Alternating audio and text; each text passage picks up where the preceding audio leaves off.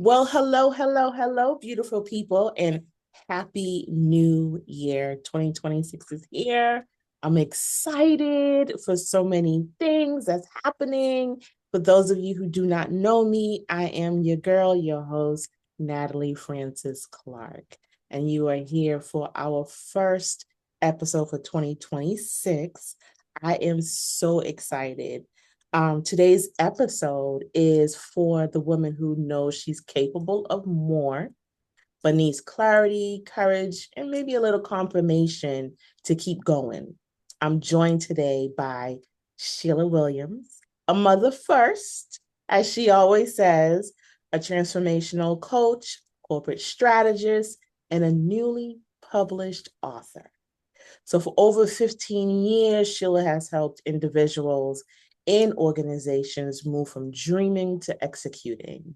And today she's here to share wisdom that feels especially necessary today, right now. So this conversation, of course, it'll be honest, grounding, and just full of reminders that survival, success, and self-care can exist at the same time. So let's get into it. Hey, Sheila. Hey, Natalie. I am so happy to be here. Thank you for the invite. And you know me, I'm an open book, so let's go ahead and get started. Thank you for that wonderful intro. Because I was like, who is she talking about? So I appreciate you. I absolutely, absolutely. And I always like to tell people I know wonderful women out there. Sheila and I, we know each other through through, corporate volunteer. She's been on my panel, she's helped out however. So I appreciate you so much for being here. And Okay. I, you, and for those who don't know, Natalie is the plug. She could get you to whatever resource you want or whatever resource you need. And she's never, ever, ever without the willingness, the willing spirit to help and to help guide. It's what you do. So I want to make sure that we acknowledge that before we jump into everything. Um, I just absolutely adore you, not for all that you have and come to the table with, just for your spirit. And I am just blessed to be able to say circle when we talk about community, and we will, I think, through this conversation, if we relate to the book, then this is community. So thank you so much again for the invite, and I wanted to make sure that I got that out because that is the depths of my soul of what I feel about you. Thank you. And I didn't pay her, y'all. I didn't pay her to say it. No. Thank you so much. No, seriously. Thank you. Thank you. Thank you. I am learning just to accept a compliment. Yeah. Sometimes it's hard, but hey, thank you. Thank you. Thank you. So, Yeah. Sheila, you often lead with mother first. Hmm. Why why is this so important to you? Like how did it, and let me just add another question to that. How did becoming a mom change how you now see success? Becoming a mom made me determine or define what success looked like for me. You could take that two ways, right? Um, being, success, a lot of people equate that to money, or things that you have. I equated it to what I could give, right? And so I had this kid that I wanted to give the world, not only financially, but I wanted to make sure that he went out into the world and he had a knowledge of who he was as a Black man, and that there was nothing beyond his reach. So, my journey for education became a thirst for it. I wanted him to understand his history. I wanted him to understand what it's worth. So, being a mother is, being a teacher. It's being a guide. It's being a supporter. It's being a disciplinarian. It is being someone that they can communicate with and speak with very openly. It is someone who's creating safe spaces. So all of the things. So when I became a parent, that was the determination of my success. I refused at that point to let the world tell me what it was going to be. It didn't matter that I didn't have $1 million. What mattered to me at that point was to raise a capable human being who had empathy and love for all things. And I think I accomplished that. I think I accomplished that with my son. So that's where it changed me. My definition of success doesn't look like a lot of people. Okay, awesome. You've helped so many people transform their lives. I could give examples. I remember you were at I won't say the name of an organization, and I saw from day one how they came in not knowing what to expect from you, and just saw the transformation of this individual. Um, but helping people transform their lives, that usually starts from a personal turning point. So what pulled you into coaching in the first place? When did you realize this is my life's work? I'm going to tell you, I didn't. Mm. Um, I had a girlfriend, and I'll call her name Shanita. And she, I did it within the church because I've been in church all of my life, and I did it within the church. And she was just like, well, "Why are you doing this for free? You just give advice and people take it." And I was like, "Well, I don't care about money. I care about what they do." And that's when I realized it was just a natural part of who I was. If you talk to my son, he'll always say, "Yeah, she's been doing this forever. I've been coached my whole life," because that's just who she is. So what I did was I connected who I was to the passion that I needed for people. That's how I connected to what my life purpose was. I am purposed to help people understand what's going on around them. And it's not new news, right? When you're coaching, it's not new news. It's stuff that you've heard before, it's stuff that you avoid. And that's really what a coach does, is help you stand in the things that you are avoiding that actually hinder your life instead of enhance your life. So transforming people is really transforming their way of thinking about a situation, right? Because two things can be at the same time, right? Transforming your decision and living in that moment, right? You're living in it. You're really not trying to hear, what do you mean it's in my head and I need to transform how I'm thinking about it? But it really is, right? It's never the problem that you're facing. It's always how you solution that problem, how you approach it, how you respond to it. That those are the tools that we are missing. When I look at a lot of my clients who are now millennials, that's what they see, or these Gen Xers, that's what they see. Either immediate gratification, they want to come in and tell you I'm going into leadership, and uh, so I do all around what I call life strategies with my coaching business, and it is, we're looking at your entire life. I can't touch your personal life without talking about what you want to do in your career. All of it is the same because it's all really about you. So I take a holistic approach. I don't niche because I'm going to have to touch everything in your life. So I call it strategies, right? If you give people one, if you break the myth of what a strategy is, because a lot of times people think strategy is negativity. It's not. It's a plan so that you can actually use certain tools to make sure that you get to the life that you say that you want. And that is either breaking yokes in your life that are difficult for you to overcome, or it is actually telling you what you're doing well in your life so that you can actually see that you are worthy. I've had people tell me, I can't imagine that I'm sitting at these tables. Well, you're sitting at these tables because that's where you belong. And you belong at these tables because you've done this, this, this, and this. Now, what are you going to do at the table? Those are the kind of things that I do in my business. So when you see transforming lives, it's really pinpointing where they have the deficiency and executing in that space so that they can actually connect the dots throughout their whole life. And that's personal, career, relationships, man, whether it's your marriage relationships or just your personal relationships with women, and it's all of it, because that's all of it makes you who you are. So, Sheila, what did early, I'm not gonna say younger Sheila, but what did early Sheila need that current Sheila now helps others with? Oh, I love that question. I love that question. Early Sheila was a mess.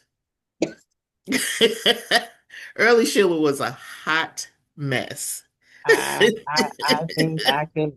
think a lot of us can say that about each other. Let me take a sip of my sparkling water without you.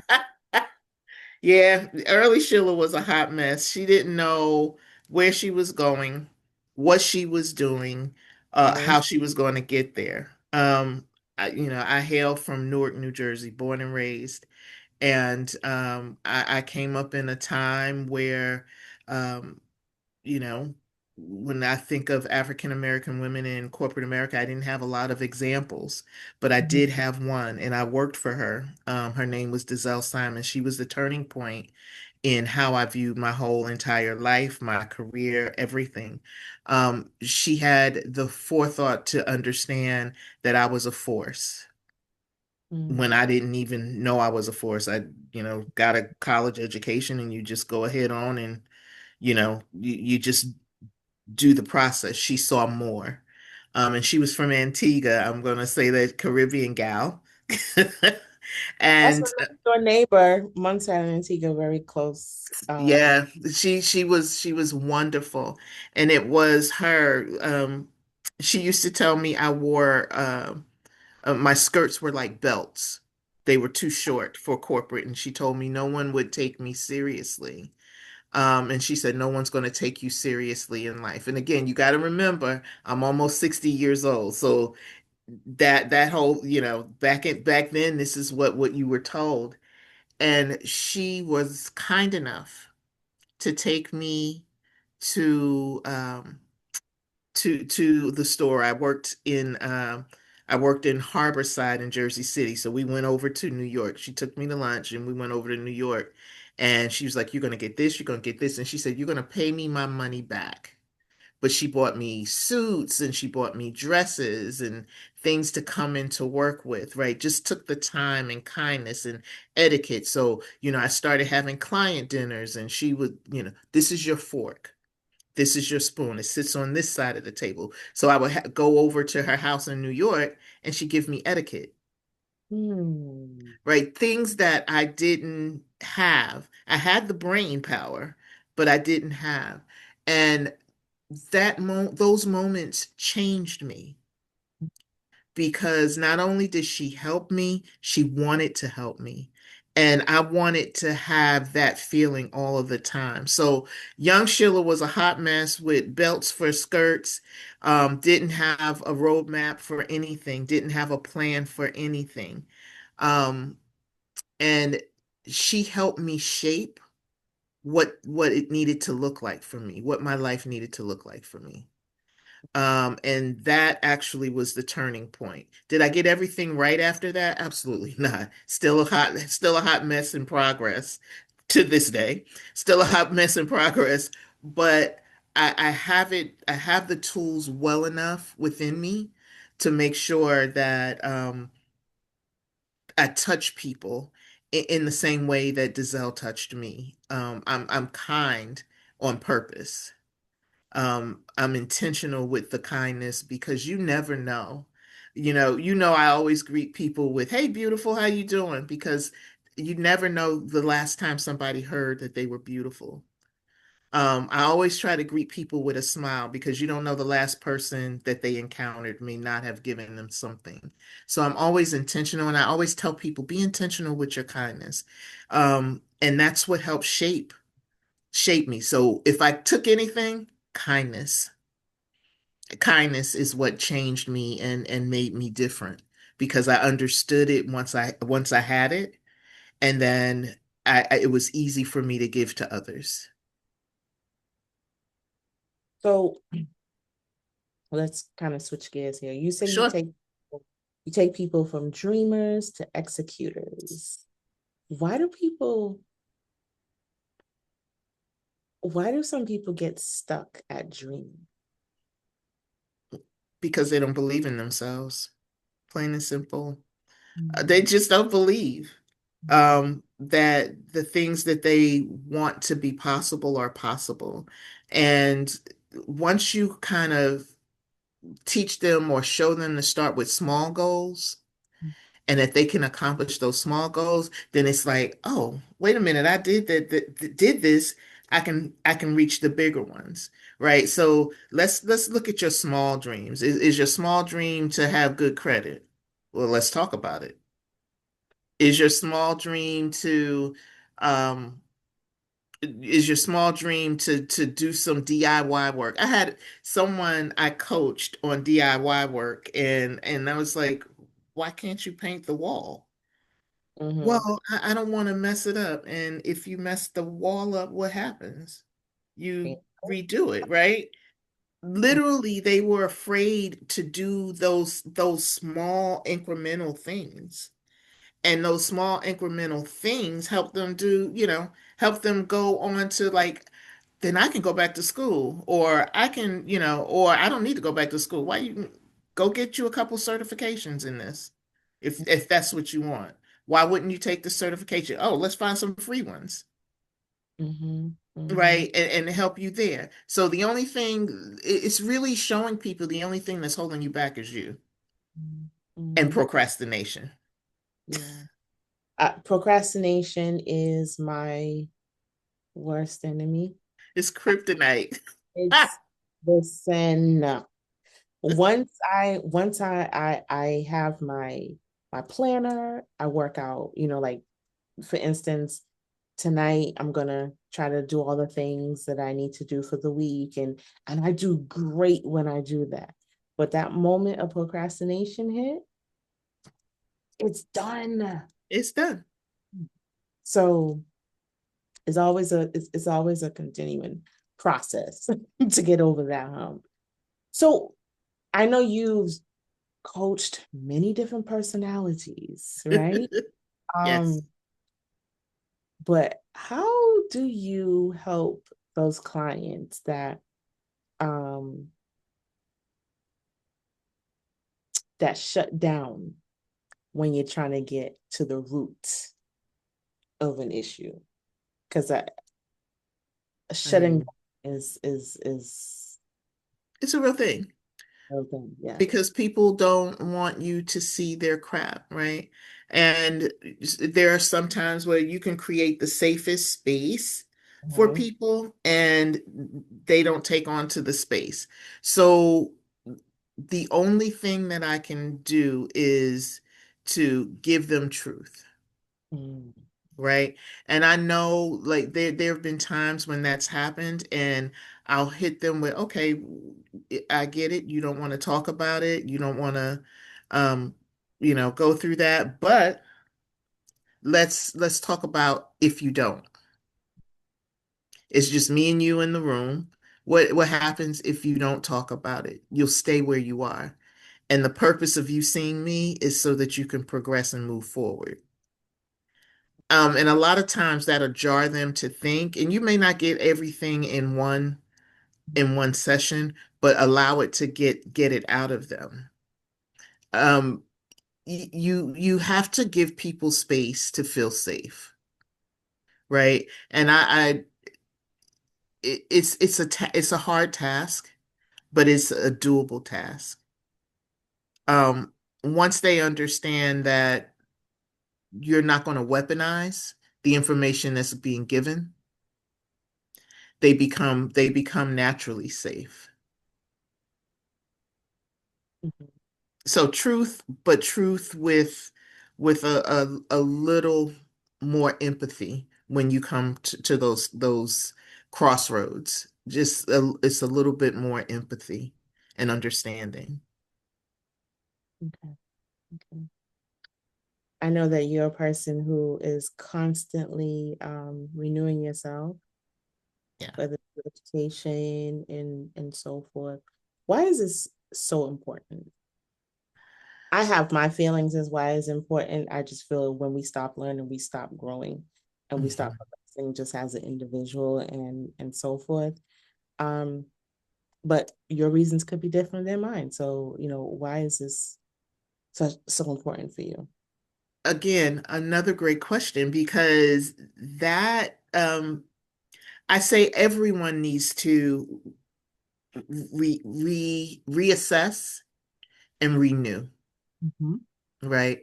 There are certain things in my life that I want to stay constant, like I said earlier, the kindness. I'm very intentional about the kindness that I'm giving, or that I outwardly try to show people. Um, but there are things about me that I have to sit back and reassess. Like, is that what I want in my life? Um, the noise of others, or you know, with the chaos that's going on in the world right now. Let's talk about it, right? Let's get real about that and how that's framing people, right? Whether you are on the side of right or left, and I'll say it that way. No one can take away from the fact that this is chaotic, and chaotic behavior causes trauma, right? So I had to make a conscious decision because what I saw was that what's going on in the world was depleting my ability to be kind. The Mm, one thing that's core to me. I mm, found that listening to the TV and dealing with all that stuff, I was angry. I was mm, pissed off. I, I could go into a whole bunch of stuff, but I was just really getting angry, and everything that was coming from me was anger. And people were like, "What is wrong with you?" Because I'm never normally like that. So I had to make a decision. How do I, how do I stay informed and not take all of that in? So I had to limit social media. I no longer watch the news. I read my news. I get these things called the Bite. I think that's what it's called. And what I'm getting is snippets of news. If I want to delve in, it'll let me delve in a little bit more. If I just want to stay surface, at least I'm staying informed, but I'm reading it and I can control it.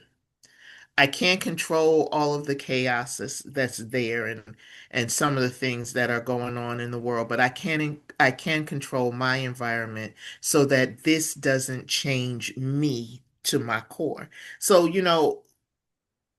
you have to make decisions as to how you're going to approach this stuff and how you're going to have this layout for your life. And what about you don't you like that's changing about you because of all of the things that are going on. So we're not just dealing with life right now. We're not just we are dealing with just outside stimuli that is chaotic and traumatic. Like we've never seen things like this before.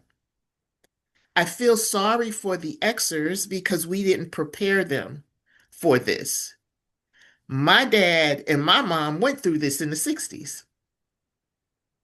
So I know how to recess and pull back my finances, and again, the purpose of writing the book to try to help folks understand where we have to go in all of the turmoil that we're no, facing. well, no, I think Generation X, because we're Generation X. Generation X, I'm talking about Z. Yeah, so I I said, said X, I'm talking about Z. Yeah, listen, X is me. Talking we, about Z. listen, okay, Talking about Z. Yeah, we, no, we gonna make it work. That's the way the X's are. We're gonna make it work and we're gonna make it seamless because that's where the 92% are, right? The Mhm. power of the 92. Okay, so now let's get into drum roll. Your book, Unbreakably Black, Unapologetically Yes, Woman, Life Strategies to Survive 2025 and Beyond. yes. What a title. What a title. That title alone says just so much. What made you decide now was the time? It was part of that dieting off of social media. I was just getting the way my algorithm was reading as if they were forcing me to look at this stuff.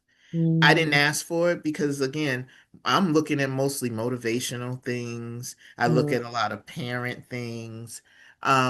So why was my algorithm being filled with this chaos? mm-hmm. And having to make the decisions because my ancestors set me up to deal with this should it come again, right? But it began to look like, what about those people who don't have the same experiences or had the same type of parenting that I had, where my parents were very honest. I'm going to be, again, transparent. My dad was a racist. He didn't like folks. Uh, he liked black and brown folks, but he didn't like the others. And it was because he grew up in the South and how he was treated. I, growing up in Newark, I didn't understand that. I have friends that were all cultures, right? Um, but he stood in how he felt because of how he was treated. So there were things that he taught us that I didn't think would be something I would go through, but they are. So the book talks about certain strategies. I pay myself in cash, uh, like maybe what is it? I do $100 every time I get paid, Mm-hmm. right? And I do that in cash and I'll keep it in the house. Now, nobody will ever find it, but it's in the house because my father, like many fathers and mothers back then, they had credit cards, but they go to a store and people wouldn't take it because of the color of their skin. Mm, So my father carried cash because you're never going to tell him that you couldn't have it. So I carry cash to this day. My sisters all practice having money in the house. Those are just little twerk strategies. If you have to make an emergency exit, keep a bag in the car. These are things that and the way that the book reads, it tells you the path you need to go in order to accomplish these things. It talks about um how our ancestors viewed this. It talks about modern day application of these certain rules, right? That in this climate we have to go back and look at what made it work for them, right? A lot of us don't want to go back and eat a neck bone, but I like them and I never stop eating them. So I can go back and make soup and be good and survive it. A lot of our folks are not looking at the spin. I know how to shop my own closet and make those things that are old new again. It's getting to the core. What is self-care, right? When we talk about life strategies, everybody thinks that self-care is luxuriating. doesn't Or have to say, right? right, Natalie, it does not have to be that. You don't have to spend money to go to a spa because that's self-care. Self-care is making sure that you are mentally fit. Mm-hmm. Self-care is making sure you understand your finances, that you understand the premise of investing, right? That you really understand what it means to invest. Self-care is turning off social media. Go look at how much time you spend scrolling and how much time you could be spending doing something else. You could be using that time to spend with your children. You could be using that time to increase your knowledge, reading a book and relaxing. Self-care. That's all part of the self-care package, right? Loving on yourself enough to increase your knowledge and grow in some way, not just grow your closet. Because at the end of the day, you're gonna have a full closet, the rack's gonna break, you're gonna be mad. Ask me how I know. It's happened to me twice. So yeah. But once you get your mind about what's true self-care, Mhm. not worrying about my finances, having that little extra money on the inside so that I can make sure if I need to grab something in an emergency, I have cash in my pocket all the time. I ain't got to run to the I don't have to run to the ATM and get money out of there because I planned for it, right? Having separate accounts. I have a separate account for shopping so that I can reward myself. So I take my $100 and in cash, right? So I can have cash in my pockets. But then I also take and I have an account where I have money so that I can shop and reward myself when I feel I need a shopping day, right? Because that's self-care as well. But the planning is the strength of self-care. So it's Mhm. giving you all of these different types of strategies that you can use not only for your life, but for your career, for your children. I even talk, there's a section in the book where I talk about what you need to pass down to your kids and do it now. When you get your kid telling you to just go take your bank card to go get go get money so that they can get pizza, you have a problem. You are growing a person that's really not going to pay attention to their finances. That's just bottom line. Mhm. So put it in practice. Well, let me take you through what this means. We got to do these things first. Prioritize. Not that we don't have money. We just have to prioritize, reframing how you speak to that. So Mhm. it's a lot in the book, but it's really about the strategy, the strategy of planning so that you can continue to live your life in the way that you're living it, even though we're surrounded in chaos. What does surviving 2025 and beyond really mean in your eyes, in Sheila's eyes? Surviving it is surviving it with your mental health intact. Mm. Um, because all that we're going through and seeing and rights being taken and all of that is daunting, Mm. right? You're seeing them trying to erase us, but not really realizing that we can never be erased. And not only is it happening in the country you're in, they're trying to take hello, they're trying to bring it over. But anyway, we won't even get It's a into. lot to unpack. No, Natalie, and you're touching on the spots that have the most impact on people, Mhm. right? So they're seeing it.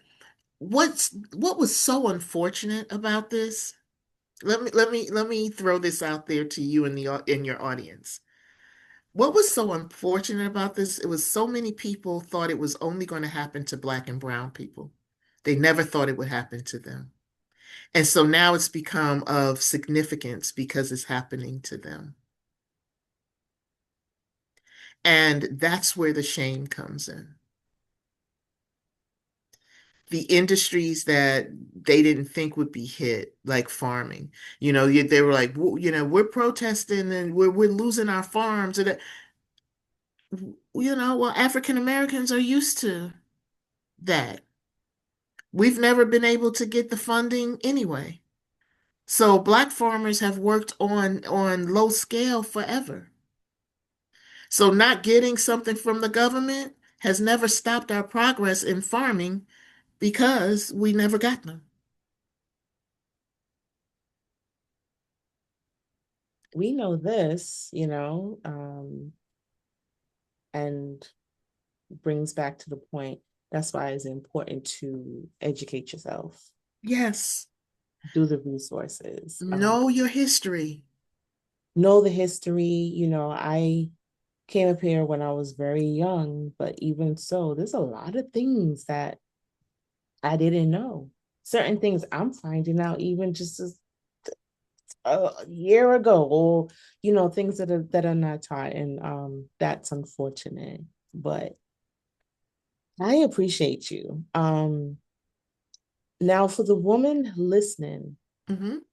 who feels tired, who feels overwhelmed, who has the dream that is just a dream, or even unsure of what's next, what do you want to say to her?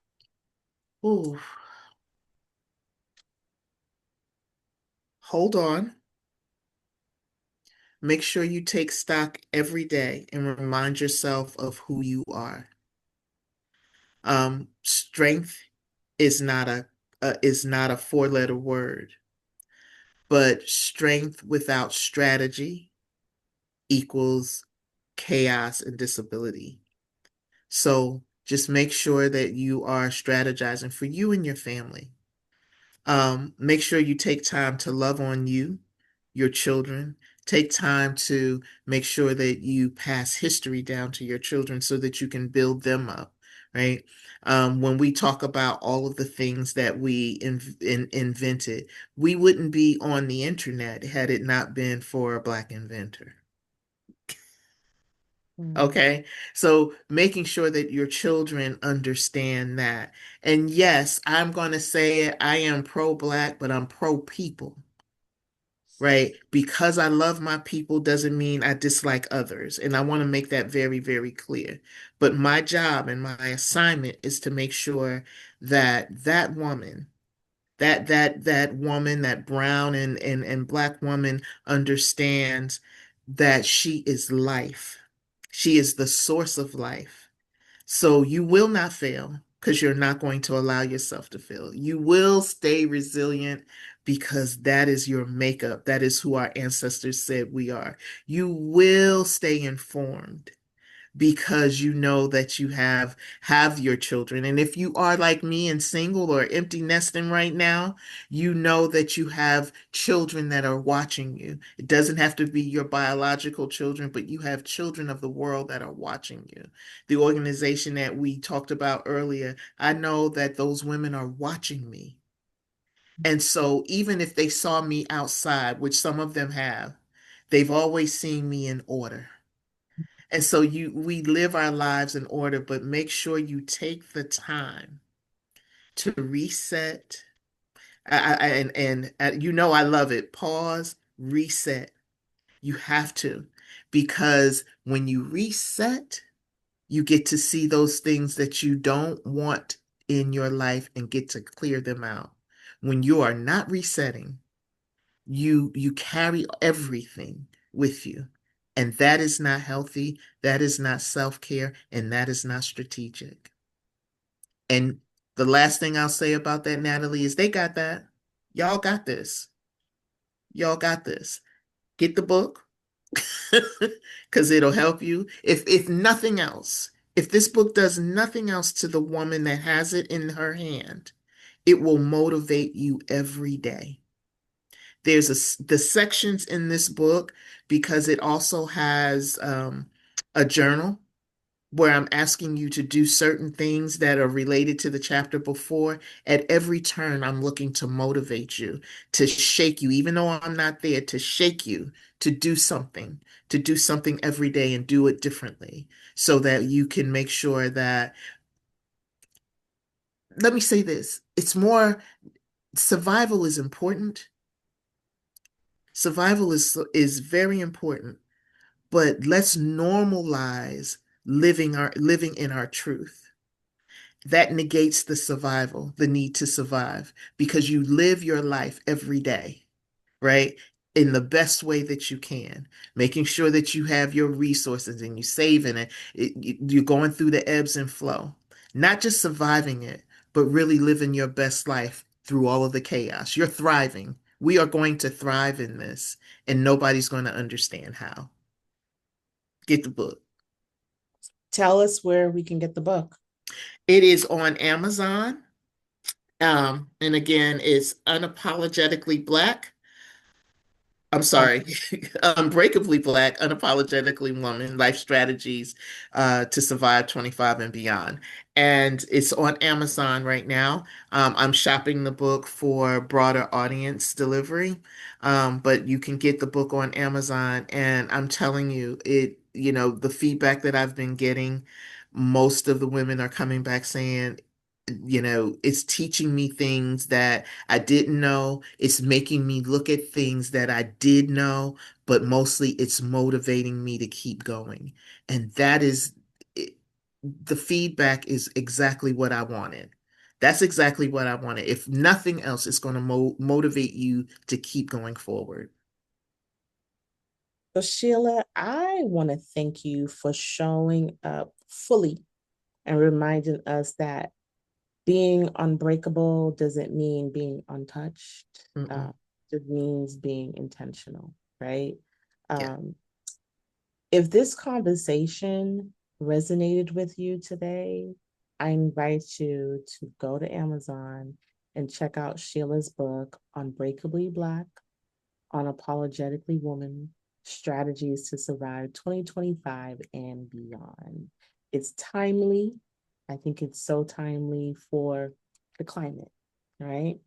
And to everyone listening, if you would like to be a sponsor of an episode, or you like to be a guest, or you know someone that would be great to be on the podcast, please reach out to me.